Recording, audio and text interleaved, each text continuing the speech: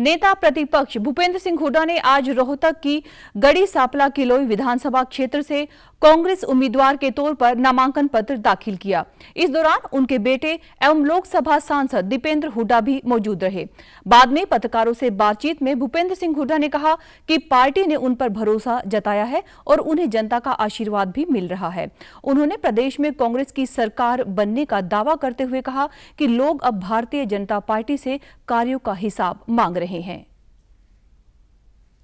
पूरे प्रदेश में जाऊंगा, मैं पूरे प्रदेश की सेवा करी है, पूरे प्रदेश में जाएंगे और कांग्रेस पार्टी जो मेरे को उम्मीदवार बनाया है मेरे को पूरा है। लोगों का सदैव आशीर्वाद रहा, हमारे पे जनसेवा की है। जिस उद्देश्य से लेकर राजनीति में हमारा परिवार आया है वो जनसेवा के लिए, जनसेवा करना जो है। भारी बहुमत से कांग्रेस की सरकार बनने जा रही है। हरियाणा की 36 बरादरी ने मन बना लिया है, ये अब की बार कांग्रेस सरकार लोग मांग रहे हैं। वहीं कांग्रेस सांसद दीपेंद्र हुड्डा ने कहा कि पूरे हरियाणा प्रदेश ने बदलाव का मन बना लिया है। उन्होंने कांग्रेस पार्टी में टिकट वितरण को लेकर विरोध की बात से इनकार करते हुए कहा कि बीजेपी में ज्यादा नाराजगी दिखाई दे रही है। मन लोगों ने बना लिया है, कांग्रेस के पक्ष में माहौल है। प्रचंड बहुमत से हरियाणा में चौधरी भूपेंद्र सिंह हुड्डा जी के नेतृत्व में और चौधरी उदय भान जी की अध्यक्षता में कांग्रेस पार्टी की सरकार आ रही है। आपने देखा होगा कि ज्यादातर जो है नाराजगी भाजपा में दिखाई दे रही है। आपको भाजपा बिखरती हुई सी दिखाई दे रही है। कांग्रेस में भी स्वाभाविक है, ऐसा समय था 2500 लोगों ने आवेदन दिए थे कि 90 उम्मीदवार आएंगे, तो मगर हमारे बीजेपी के मुकाबले बहुत कम आपको ऐसे मामले दिखाई दे रहे होंगे। और जो हमारे साथी किसी कारणवश कोई नाराज भी है तो उन साथी के कारणवश नाराज भी होंगे तो उनको मनाने का पूरा प्रयत्न है। आइए ज्यादा जानकारी के लिए चलते हैं रोहतक के हमारे संवाददाता दीपक खोखर के पास। दीपक जी, क्या आप तक मेरी आवाज आ रही है?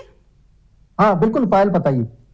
तो दीपक जी, नेता प्रतिपक्ष भूपेंद्र सिंह हुड्डा हरियाणा के पूर्व मुख्यमंत्री रह चुके हैं, तो ऐसे में रोहतक उनका निजी क्षेत्र, क्योंकि रोहतक के वो रहने वाले हैं, तो ऐसे में रोहतक के गड़ी सांपला किलोई विधानसभा से नामांकन पत्र दाखिल करना, तो ऐसे में क्या कुछ रणनीति उनके निजी उसमें काम आएंगी कि भाजपा के विरुद्ध उनको वोट हासिल हो सके?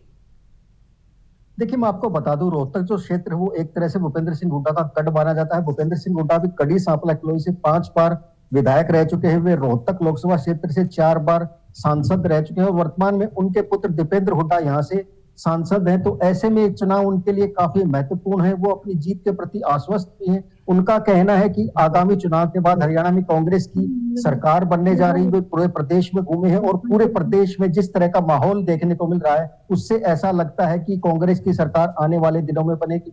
यहाँ पत्रकारों से बातचीत में भूपेंद्र सिंह हुड्डा ने भारतीय जनता पार्टी की सरकार को लेकर भी कुछ सवाल खड़े किए। साथ ही उन्होंने यह भी दोहराया कि अगर कांग्रेस पार्टी की सरकार हरियाणा में बनती है तो 6000 बुजुर्गों को पेंशन दी जाएगी, 500 रुपए में गैस सिलेंडर दिया जाएगा और 300 यूनिट तक बिजली मुफ्त दी जाएगी। जी पायल, तो जो अभी उन्होंने घोषणाएं की हैं, तो क्या ये पर्याप्त रहेंगी लोगों के लिए? देखिए, अभी तक क्योंकि पार्टी का घोषणा पत्र नहीं आया है, ये भूपेंद्र सिंह हुड्डा की तरफ से तकरीबन 6 माह से इस तरह की घोषणाएं की जा रही हैं। उनका कहना है कि पार्टी का जब घोषणा पत्र आएगा तो उसमें विस्तृत तौर पर जो अन्य बातें हैं, जो जनता से जुड़ी हुई बातें हैं, उनको शामिल किया जाएगा। जी पायल जी। दीपक जी, एक बात और सामने निकल के आ रही है कि बीच में सुना गया था कि आम आदमी पार्टी और कांग्रेस पार्टी का हरियाणा में गठबंधन हो सकता है, जैसे कि लोकसभा चुनाव के समय हुआ था, दोनों को 5-5 सीटें हासिल हुई थी। तो अभी आज की तारीख में देखा जाए तो अभी तक केवल कांग्रेस की 2 ऐसे हुए हैं कि उनकी पूरी की पूरी लिस्ट हमारे सामने आई है, लेकिन जो बाकी के जो कैंडिडेट बचे हुए हैं, क्या आज तक उनके आने की उम्मीद है या कल तक? देखिए, कांग्रेस पार्टी की तरफ से अभी तक जो 49 की लिस्ट है वो आनी बाकी। अभी तक 41 जो उम्मीदवार है वो ही घोषित किए जा चुके हैं। वहीं आम आदमी पार्टी भी अपनी 4 लिस्ट जारी कर चुकी है। हालांकि पहले दोनों के बीच में गठबंधन की बात चली थी, लेकिन बीच में ये गठबंधन किन्हीं कारणों की वजह से टूट गया। ऐसा कहा जा रहा है कि आम आदमी पार्टी की तरफ से 10 विधानसभा सीटों की मांग की जा रही थी, जबकि कांग्रेस पार्टी 5 सीटें देने के लिए तैयार थी।